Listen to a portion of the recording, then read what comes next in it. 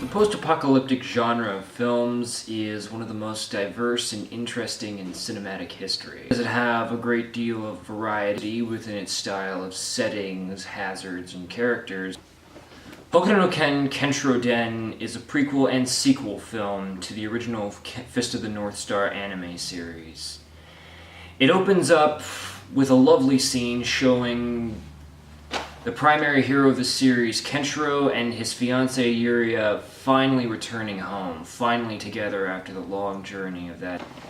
It's a scene in which they finally marry each other, but also a bittersweet one. Because of the simple fact that despite all of his talent in martial arts and muscles, the kung fu Chuck Norris wasteland Jesus that is Kenshiro ultimately can't save Yuria from the illness that she has. So, as a way to pass the time and to make the time that they have together memorable, Yuria asks Ken to recount to her his first acts of heroism after she was taken by Shin. And that's where the central story of the film begins. Ken, he's attacked by wolves and fights them to exhaustion, to the point where all their bodies explode into a blood fountain. And he just falls down. Then a pilgrim family discovers him, and both Ken and them are captured by a fat slave trader with an annoying laugh.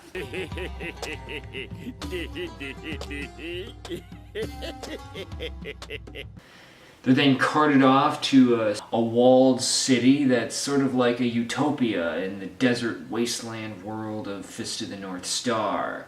However, it's ruled by a tyrant and former disgruntled IT guy. He's holding the entire city hostage because he's the only one that has the password and the knowledge to run the computers that run the water purification facility. Therefore, he runs all the water in the city.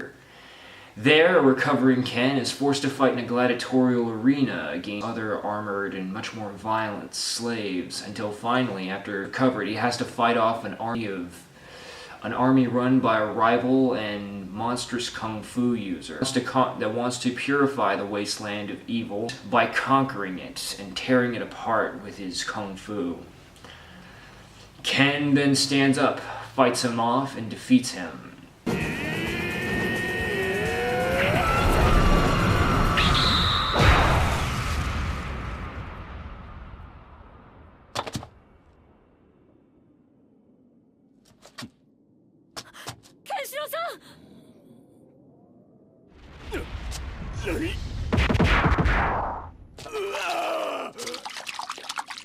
But not before, however, the corrupt IT guy and monstrous tyrant blows the entire city up, rendering his victory bittersweet.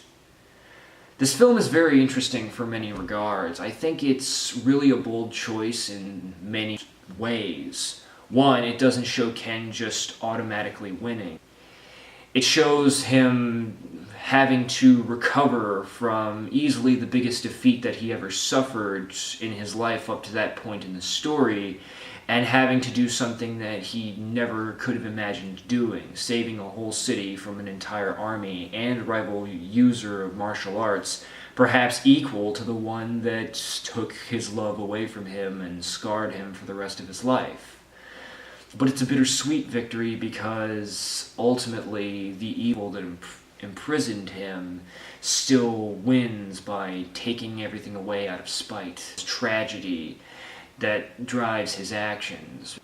I also love how this movie uses the wasteland setting and the desperation of it, how the very few resources that there are to sustain your life, such as water, gasoline, food, and shelter, so the apocalypse feels much more weighty and much more important because everything is much harder to find. The buildings are shabbier, the desert's really barren, the food and gasoline and water are the currency of the land. This desperation leads to a lot of depth and interesting elements of the characters, not just through Ken's, but also through a lot of the supporting characters. The fat slave trader and the guards of the desert city, they're not necessarily evil people.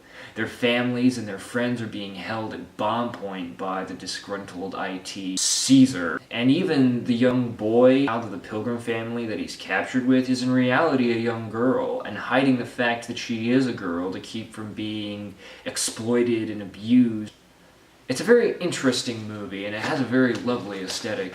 Taken from much of Fist of the North Star, I'd argue that this one is much more medieval in comparison to the original Fist of the North Star anime series. I love how it has these little Roman-style Colosseum areas. I love how it has cities that look like something out of the Iliad, yet it's all made out of the empty remnants of a metropolis, of a technologically advanced civilization past.